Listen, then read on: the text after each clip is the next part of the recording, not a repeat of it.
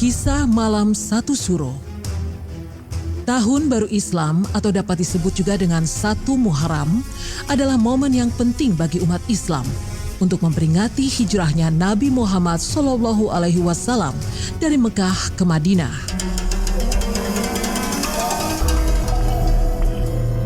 Pada kepercayaan masyarakat Jawa, awal bulan Muharram disebut juga sebagai Malam Satu Suro.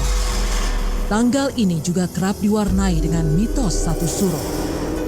Menurut sumber, nama Suro tercipta oleh Sultan Agung Adi Prabu Hanya Krakusuma sejak kerajaan Mataram Islam.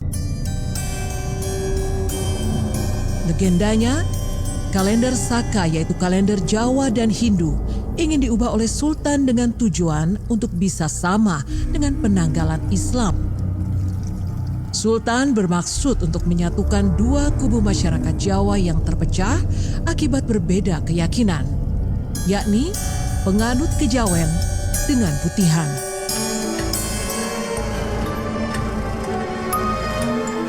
Selama ini, Malam Satu Suro dikenal sakral dan penuh aura mistis.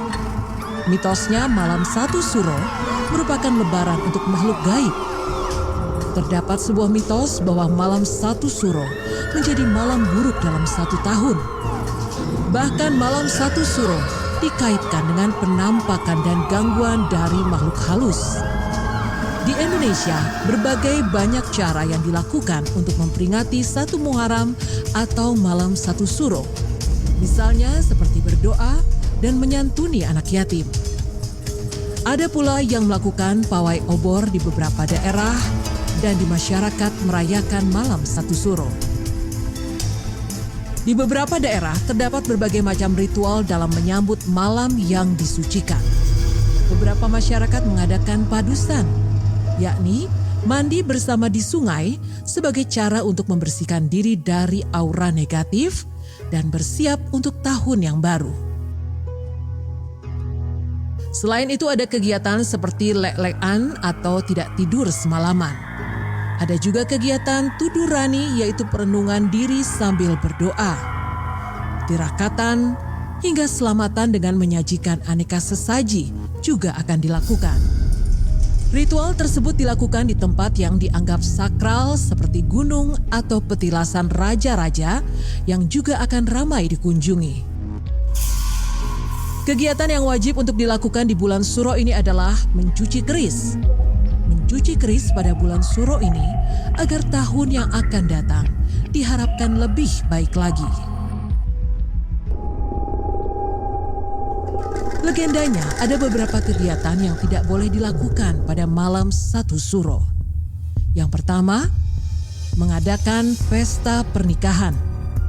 Jika pada Malam Satu Suro mengadakan pesta pernikahan, dipercaya keluarga akan mendapatkan nasib buruk. Selain mengadakan pesta pernikahan, di Malam Satu Suro, masyarakat tidak diperkenankan untuk keluar dari rumah. Legenda mengatakan jika melanggar, kesialan dan hal buruk akan datang menimpa. Meski sudah tidak berkembang luas, namun beberapa kalangan masih meyakini bahwa pada Malam Satu Suro, arwah leluhur mereka akan pulang ke rumah. Maka dari itu ada larangan untuk keluar rumah pada Malam Satu Suro karena untuk menyambut arwah leluhur yang datang. Pada Malam Satu Suro juga tidak diperkenankan untuk pindah rumah. Sebagian orang percaya pada Malam Satu Suro untuk tidak melakukan pindahan rumah lantaran dianggap bukan hari baik. Serupa dengan pantangan bepergian, jika melanggar akan mendapat kesialan. Mitos lainnya pada saat Malam Satu Suro adalah tidak boleh banyak bicara. Mitos ini juga disebut dengan tapa bisu. Saat mengikuti ritual tapa bisu, yakni orang-orang mengelilingi benteng Keraton Yogyakarta, orang-orang sangat dipantang untuk berbicara satu kata pun. Makan, minum, serta merokok juga sangat dilarang pada saat melakukan tapa bisu. Mitos yang tak kalah menyeramkan pada saat malam satu suro adalah makhluk halus bergentayangan.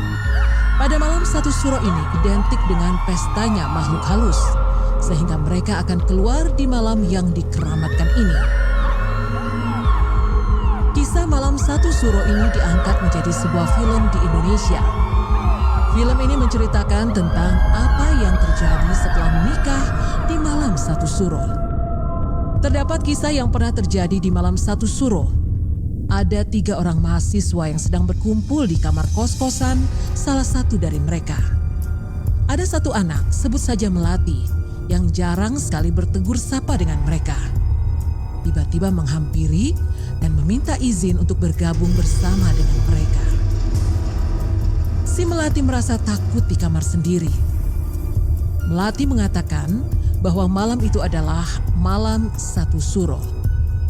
Tradisi di keluarga Melati pada saat malam satu suro adalah melakukan ritual pencucian keris. Ayah Melati baru saja meninggal awal tahun kemarin dan ibunya tak bisa membiayainya pulang untuk melakukan ritual. Melati juga mempunyai kepercayaan bahwa rambutnya tidak boleh dipotong. Rambutnya tidak pernah dipotong sejak kecil. Pernah sekali waktu ayah Melati menyuruhnya memotong rambut. Namun setelah rambut Melati dipotong, mendadak dia sakit keras sampai dokter pun tidak berhasil mendiagnosa penyakitnya. Akhirnya, Melati dapat disembuhkan berkat bantuan paranormal. Melati bercerita sejak malam dia gelisah dan tidak bisa tidur.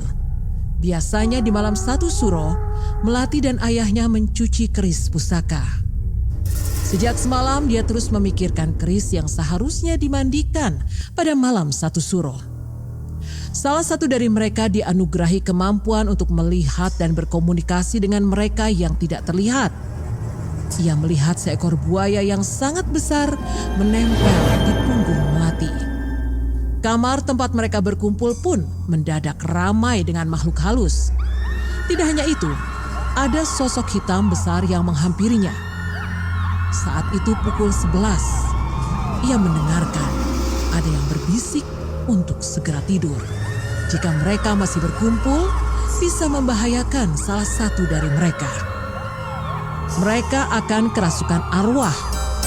Setelah mengatakan hal itu, sosok besar tersebut pun menghilang.